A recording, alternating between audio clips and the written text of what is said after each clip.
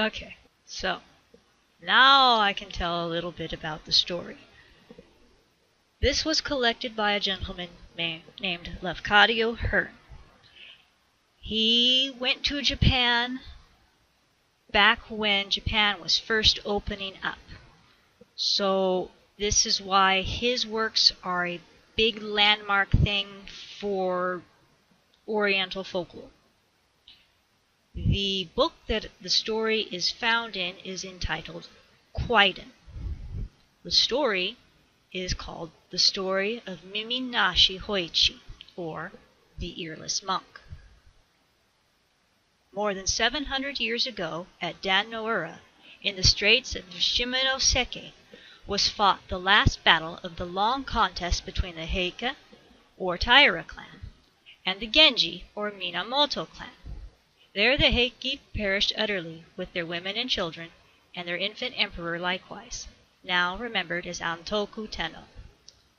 And that sea and shore have been haunted for 700 years. Elsewhere, I told you about the strange crabs found there, called the Heike crabs, which have human faces on their backs, and are said to be the spirits of the Heike warriors.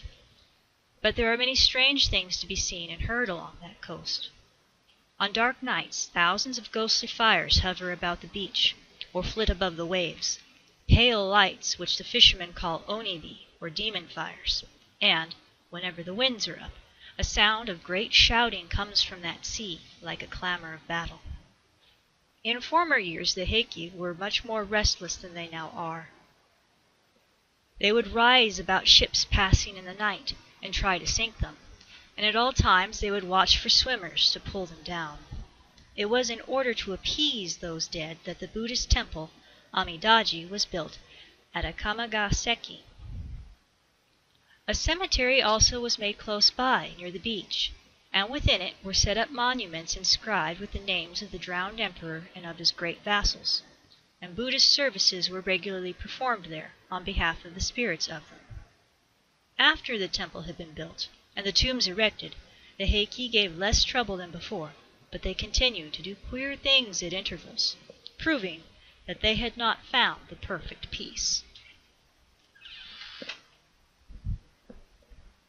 Some centuries ago, there lived at Akamagaseki a blind man named Hoichi, who was famed for his skill in recitation and in playing upon the biwa. From childhood he had been trained to recite and to play, and while yet a lad he had surpassed his teachers. As a professional biwa hoshi, he became famous chiefly by his recitations of the history of the Heike and the Genji, and it is said that when he sang the song of the Battle of Dan-no-ura, even the goblins, Kijin, could not refrain from tears. At the outset of his career, Hoichi was very poor, but he found a good friend to help him. The priest of the Amidaji was fond of poetry and music, and he often invited Hoichi to the temple to play and recite. Afterwards, being much impressed by the wonderful skill of the lad, the priest proposed that Hoichi would make the temple his home, and this offer was gratefully accepted. Hoichi was given a room in the temple building, and, in return for food and lodging, he was required only to gratify the priest with a musical performance on certain evenings, when otherwise disengaged.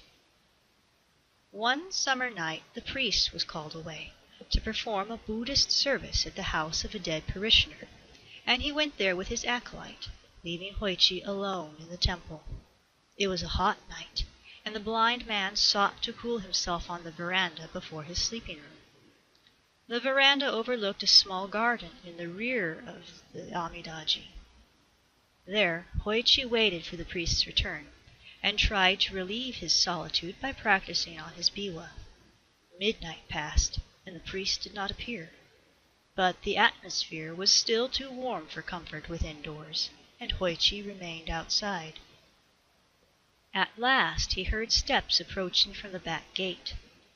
Somebody crossed the garden, advanced to the veranda, and halted directly in front of him. But it was not the priest. A deep voice called the blind man's name, abruptly and unceremoniously, in the manner of a samurai summoning an inferior. Hoichi! Hey! Answered the blind man, frightened by the menace in the voice. I am blind. I cannot know who calls. And there is nothing to fear, the stranger exclaimed, speaking more gently. I am stopping near this temple, and have been sent to you with a message. My present lord, a person of exceedingly high rank, is now staying in the Akamagaseki with many noble attendants. He wished to view the scene of the battle of Dan no Ura, and today he visited that place. Having heard of your skill in reciting the story of the battle, he now desires to hear your performance. So, you will take your biwa and come with me at once to the house where the august assembly is waiting. In those times, the order of a samurai was not to be lightly disobeyed. Hoichi donned his sandals, took his biwa, and went away with the stranger, who guided him deftly, but obliged him to walk very fast. The hand that guided was iron, and the clank of the warrior's stride proved him fully armed, probably some palace guard on duty. Hoichi's first alarm was over. He began to imagine himself in good luck, for, remembering the retainer's assurance about a person of exceedingly high rank, he thought that the lord who wished to hear the recitation could not be less than a daimyo of the first class. Presently the samurai halted, and Hoichi became aware that they had arrived at a large gateway, and he wondered, for he could not remember any large gate in that part of the town, except the main gate of the Amidaji. Gaimon! The samurai called, and there was a sound of unbarring, and the twain passed on. They traversed a space of garden, and halted again before some entrance, and the retainer cried in a loud voice, Within there! I have brought Hoichi! And then came the sounds of feet hurrying, and screens sliding, and rain doors opening, and voices of women in converse. By the language of the women, Hoichi knew them to be domestics in some noble household, but he could not imagine to what place he had been conducted. Little time was allowed him for conjecture. After he had been helped to mount several stone steps, upon the last of which he was told to leave his sandals, a woman's hand guided him along interminable reaches of polished planking, and round pillared angles too many to remember, and over widths of amazing matted floor, into the middle of some vast apartment. There he thought that many great people were assembled. The sound of the rustling of silk was like the sound of leaves in a forest. He heard also a great humming of voices, talking in undertones, and the speech was a speech of courts. Hoichi was told to put himself at ease, and he found a kneeling cushion ready for him.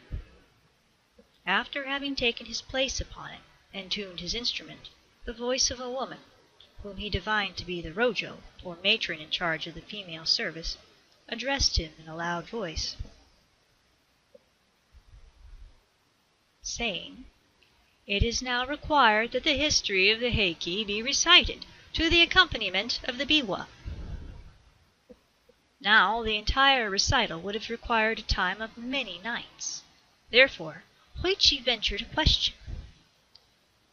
As the whole of the story is not soon told, what portion is it augustly desired that I now recite? The woman's voice made answer, Recite the story of the battle at Dan no Ura, for the pity of it is the most deep. Then Hoichi lifted up his voice, and chanted the chant of the fight on the bitter sea, wonderfully making his biwa to sound like the straining of oars, and the rushing of ships, the whir and the hissing of arrows, the shouting and trampling of men, the crashing of steel upon helmets, the plunging of slain in the flood. And to the left and right of him, in the pauses of his playing, he could hear voices murmuring praise. How marvelous an artist!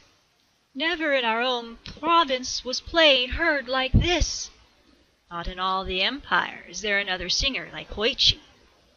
Then fresh courage came to him, and he played and sang yet better than before, and a hush of wonder deepened about him.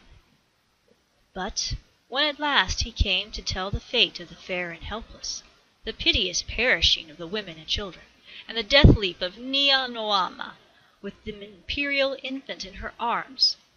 Then all the listeners uttered together one long, long, shuddering cry of anguish, and thereafter they wept and wailed so loudly and so wildly that the blind man was frightened by the violence and grief that he had made.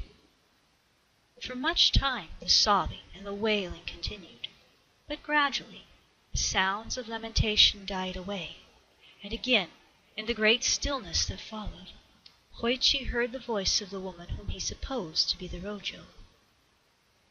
And she said, "Although we had been assured that you were a very skillful player upon the biwa, and without an equal in recitative, we did not know that anyone could be so skillful as you have proved yourself tonight. Our Lord has been pleased to say that he intends to bestow upon you a fitting reward. But he desires that you shall perform before him once every night for the next 6 nights, after which time he will probably make his august return journey. Tomorrow night, therefore, you are to come here at the same hour. The retainer who tonight conducted you will be sent for you. There is another matter about which I have been ordered to inform you. It is required that you shall speak to no one of your visits here during the time of our Lord's august sojourn at Akamagaseki. As he is traveling incognito, he demands that no mention of these things be made. You are now free to go back to your temple." After Hoichi had duly expressed his thanks, a woman's hand conducted him to the entrance of the house, where the same retainer who had before guided him was waiting to take him home. The retainer led him to the veranda at the rear of the temple, and there bade him farewell. It was almost dawn when Hoichi returned, but his absence from the temple had not been observed, as the priest, coming back at a very late hour, had supposed him asleep. During the day Hoichi was able to take some rest, and he said nothing about his strange adventure. In the middle of the following night, the samurai again came for him, and led him to the august assembly, where he gave another recitation with the same success that had attended his previous performance. But during the second visit, his absence from the temple was accidentally discovered, and after his return in the morning he was summoned to the presence of the priest, who said to him, in a tone of kindly reproach, "We have been very anxious about you, friend Hoichi. To go out, blind and alone at so late an hour, is dangerous. Why did you go without telling us? I could have ordered a servant to accompany you. And where have you been?" Hoichi answered evasively, "Pardon me, kind friend. I had to attend to some private business, and I could not arrange the matter at any other hour." The priest was surprised rather than pained by Hoichi's reticence. He felt it to be unnatural, and suspected something wrong. He feared that the blind lad had been bewitched or deluded by some evil spirits. He did not ask any more questions, but he privately instructed the men servants of the temple to keep watch upon Hoichi's movements, and to follow him in case that he should again leave the temple after dark. On the very next night, Hoichi was seen to leave the temple, and the servants immediately lighted their lanterns, and followed after him. But it was a rainy night, and very dark, and before the temple folks could get to the roadway, Hoichi had disappeared. Evidently he had walked very fast. A strange thing, considering his blindness, for the road was in a bad condition.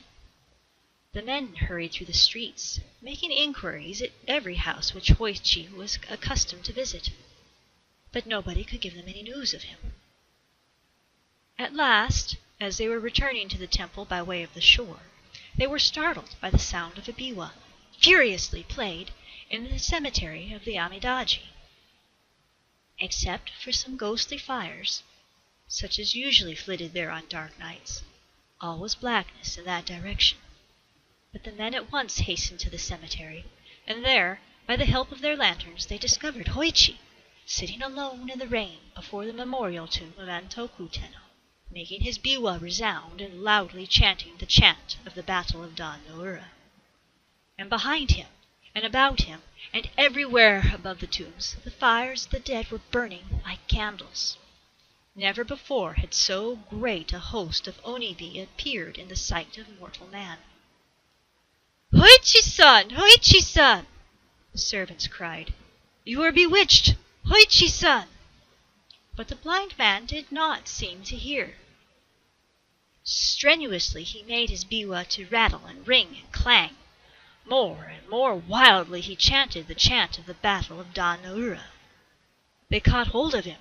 They shouted into his ear, "Hoichi-san! Hoichi-san! Come home with us at once!"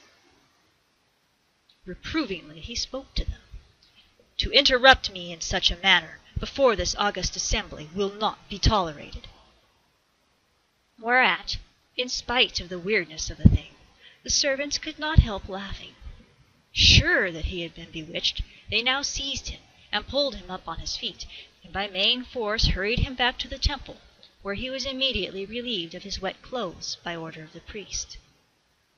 Then the priest insisted upon a full explanation of his friend's astonishing behavior. Hoichi long hesitated to speak, but at last, finding that his conduct had really alarmed and angered the good priest, he decided to abandon his reserve, and he related everything that had happened from the time of the first visit of the samurai.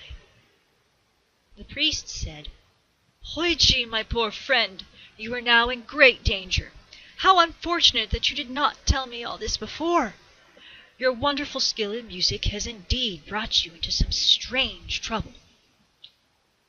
By this time you must be aware that you have not been visiting any house whatever, but have been passing your nights in the cemetery, among the tombs of the Heike. And it was before the memorial tomb of Antoku Tenno that our people tonight found you, sitting in the rain.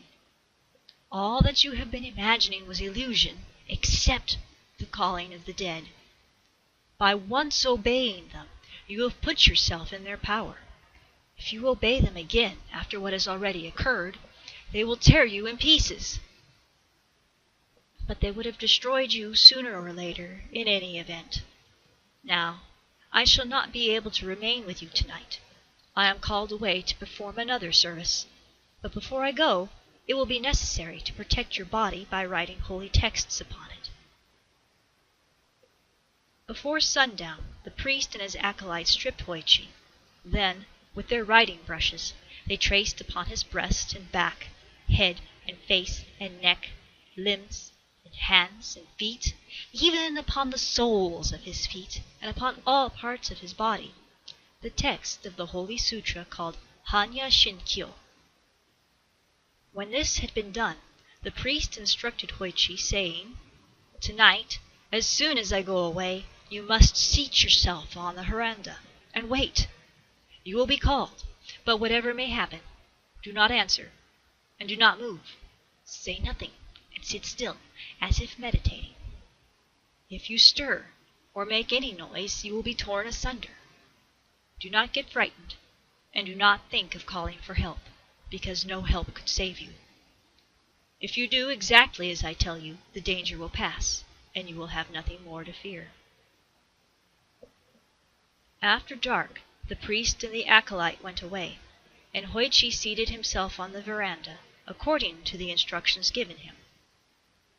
He laid his biwa on the planking beside him, and, assuming the attitude of meditation, remained quite still, taking care not to cough or to breathe audibly. For hours he stayed thus. Then, from the roadway, he heard the steps coming. They passed the gate, crossed the garden, approached the veranda, stopped directly in front of him. "Hoichi!" the deep voice called. But the blind man held his breath and sat motionless. "Hoichi!" grimly called the voice a second time. Then a third time, savagely, "Hoichi!" Hoichi remained as still as a stone, and the voice grumbled, "No answer. That won't do. Must see where the fellow is." There was a noise of heavy feet mounting upon the veranda. The feet approached deliberately, halted beside him, Then, for long minutes, during which Hoichi felt his whole body shake to the beating of his heart, there was dead silence. At last, the gruff voice muttered close to him, "Here is the biwa, but of the biwa player I see only 2 ears." So that explains why he did not answer. He had no mouth to answer with. There is nothing left of him but his ears. Now to my lord those ears I will take, in proof that the august commands have been obeyed so far as possible. In that instant, Hoichi felt his ears gripped by fingers of iron, and torn off! Great as the pain was, he gave no cry. The heavy footfalls receded along the veranda, descended into the garden, passed out to the roadway, ceased. From either side of his head, the blind man felt a thick, warm trickling, but he dared not lift his hands. Before sunrise, the priest came back. He hastened at once to the veranda in the rear, stepped and slipped upon something clammy, and uttered a cry of horror. For he saw, by the light of his lantern, that the clamminess was blood. But he perceived Hoichi sitting there, in the attitude of meditation, with the blood still oozing from his wounds. "My poor Hoichi!" cried the startled priest. "What is this? You have been hurt?" At the sound of his friend's voice, the blind man felt safe. He burst out sobbing, and tearfully told his adventure of the night. "Poor, poor Hoichi!" the priest exclaimed. "All my fault! My very grievous fault! Everywhere upon your body the holy texts have been written, except upon your ears. I trusted my acolyte to do that part of the work, and it was very, very wrong of me not to have made sure that he had done it. Well, the matter cannot now be helped. We can only try to heal your hurts as soon as possible. Cheer up, friend, the danger is now well over. You will never again be troubled by those visitors." With the aid of a good doctor, Hoichi soon recovered from his injuries. The story of his strange adventure spread far and wide, and soon made him famous. Many noble persons went to Akamagaseki to hear him recite, and large presents of money were given to him, so that he became a wealthy man. But from the time of his adventure, he was known only by the appellation of Mimi-nashi Hoichi, Hoichi the Earless. And that is the end of the tale.